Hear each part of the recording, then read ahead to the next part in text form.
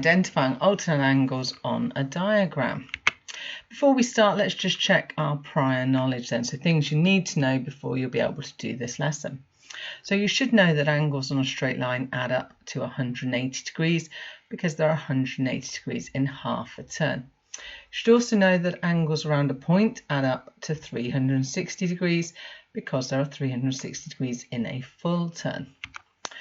You should know that when we have two straight lines that cross over, it forms two pairs of vertically opposite angles. So A is equal to C and B is equal to D, and those are called vertically opposite angles. So we say vertically opposite angles are equal. And finally then, you should also know that the angles in a triangle add up to 180 degrees. If you're not sure about any of those things, please stop the video now, go back and have a look at previous lessons. Okay, so we're going to have a look then at our angles in parallel lines. So when we have two parallel lines and we draw a traversal line across them, we can form 8 angles. So we've got 4 angles around the first point and 4 angles around the second point.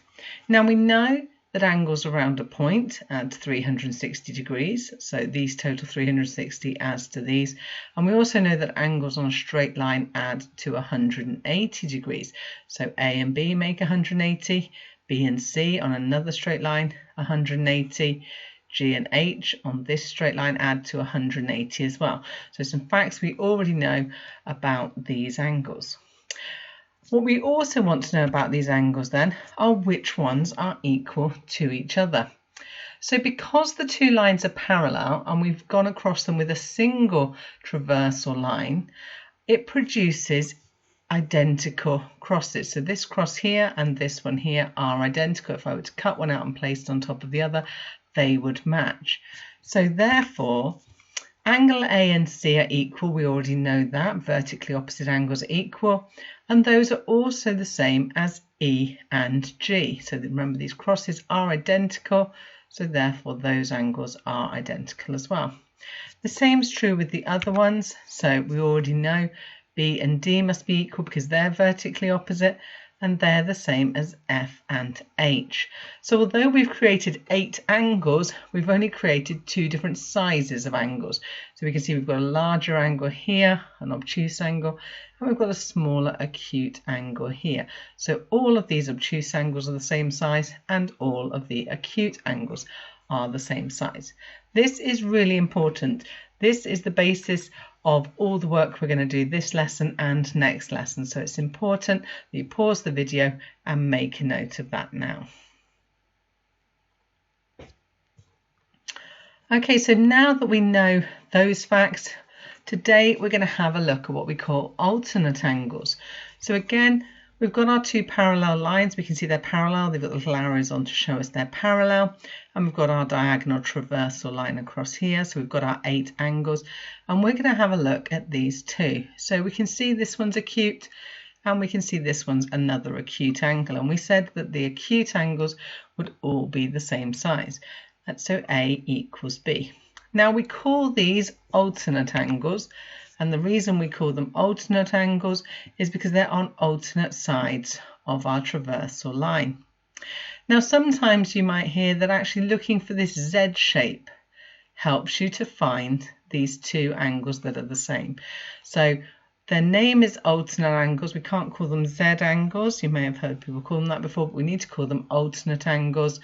But we can use that Z shape to help us to find them. So let's have a look at an example of how we use this then. So we've been given our 2 parallel lines, the ones with arrows, and our traversal line, and we're asked to write down the angles for each letter. So we'll start with the letter P. So we can see we've got an obtuse angle here, an obtuse angle here. This one's on one side of our diagonal line and this one's on the other. So they are alternate angles. Alternate angles are equal, so P must be 180 degrees. Now I need to find angle Q. we need to use one of our other rules that we already know, and that's our straight lines. We've got a lovely straight line running along here. Angles on a straight line add up to 180 degrees. So Q is 180 minus 108, which is 72 degrees. And we've given the reason angles on a straight line add up to 180 degrees. So remember, when it says in the question to give a reason for your answer, your reason is simply the rule you used to work it out. So if you've managed to find the number of the angle, then you should be able to write the sentence, because that's what you'll have used to actually find it. So our key point then for today, when we've got two parallel lines crossed by a single diagonal line, they create a Z shape. The inside of our Z shape, we've got alternate angles. Alternate angles are equal, and alternate angles, they're called that because they're on different sides, alternate sides of the diagonal line. So again, please pause the video now. Make sure you make a note of those key points. It might be a good idea to copy down this diagram over here as a guide. Once you're happy with that, we're going to move on to having a go at some practice. All right then, so you've got 4 questions there. For each one, you're asked to write the size of the angles marked with the letters and give a reason for each answer. So pause the video, have a go at that in your maths book. Okay, let's have a look at the answers then. So for question 1, we're asked to find angle A. Angle A is 132 degrees, and our reason, alternate angles are equal. We've got our obtuse angle, another obtuse angle, and they are on the opposite sides of our diagonal line.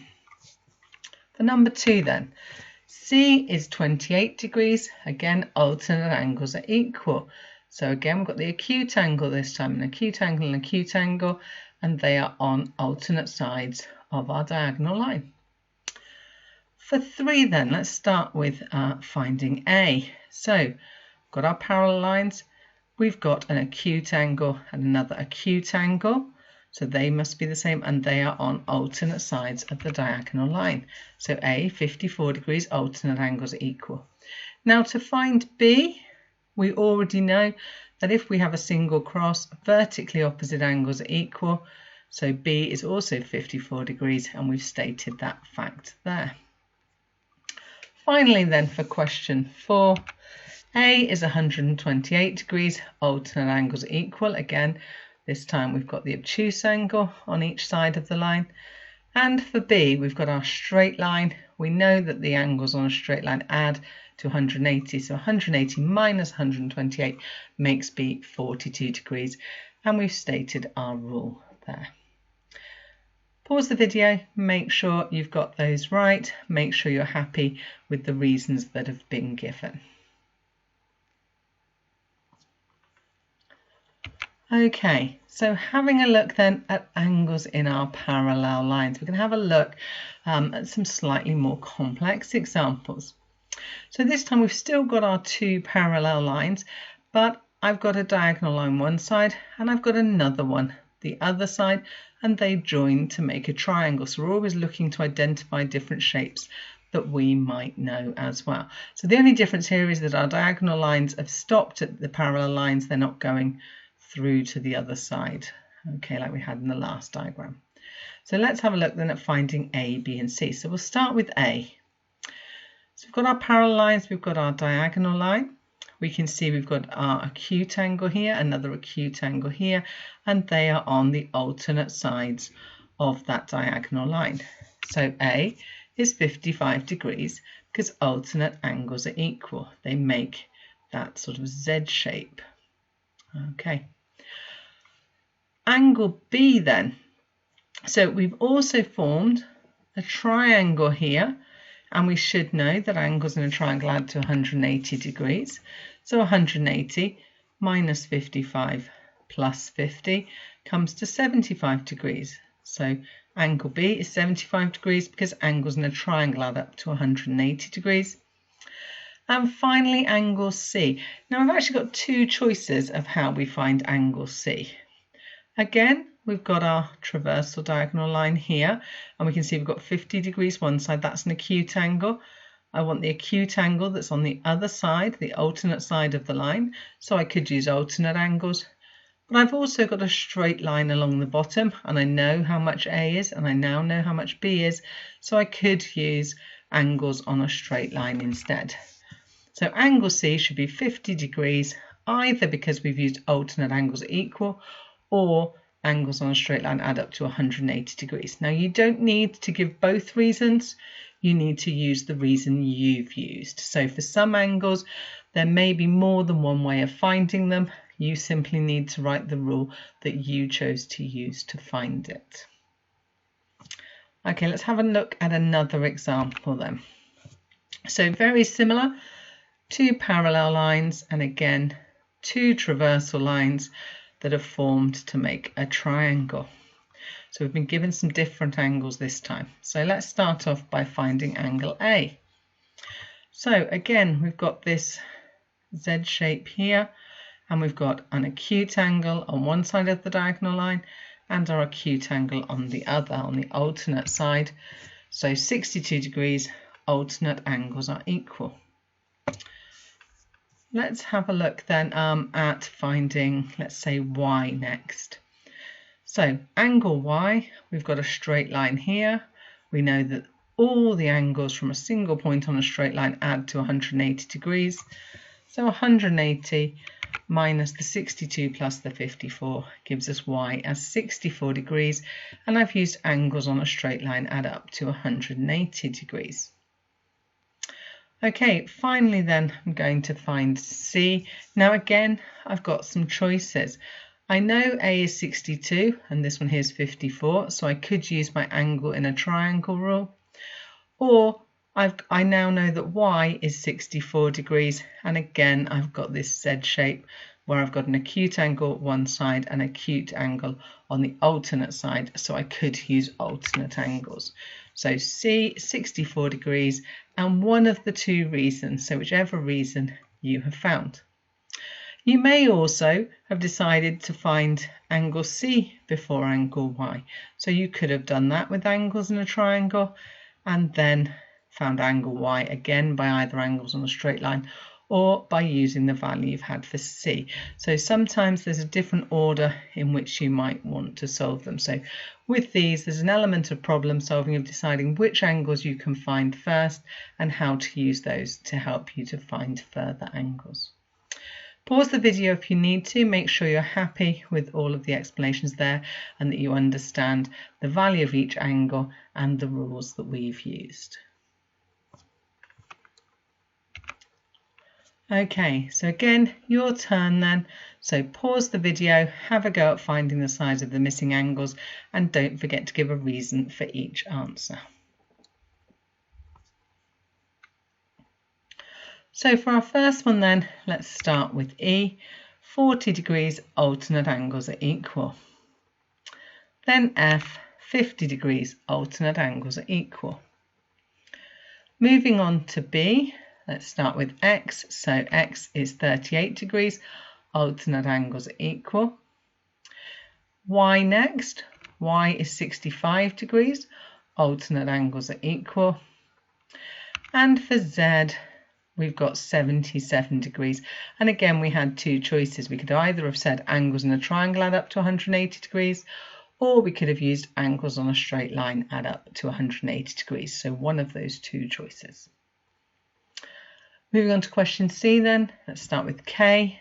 So K, 60 degrees, alternate angles are equal.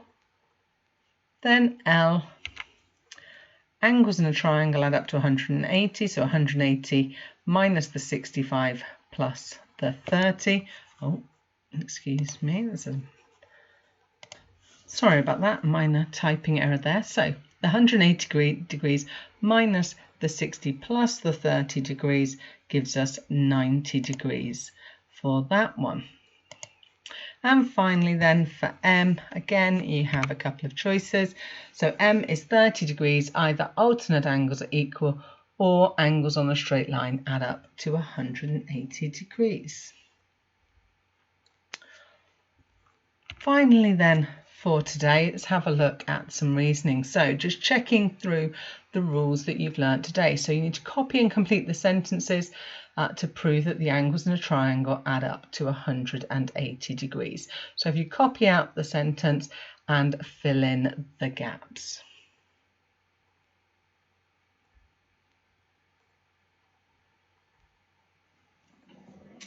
Okay, let's have a look then. So we've got angle X is equal to angle, while angle X here is equal to angle A because they are alternate angles. Angle Y is equal to angle C because they are alternate angles. Angles X, B and Y equal, well, they're along a line, so they must equal 180 degrees because they lie on a straight line. And since X is equal to A and Y is equal, we've already said Y was equal to C, and X plus B plus Y, so these three here, are equal to these ones here, A plus B plus C. So A plus B plus C must equal 180 degrees as well. And this proves that the angles in a triangle add up to 180 degrees, which hopefully is a fact that we already know. Okay, well, thank you for working through this lesson with me then today. Hopefully it's been helpful. Please click on the link to move on to the next lesson when you're ready.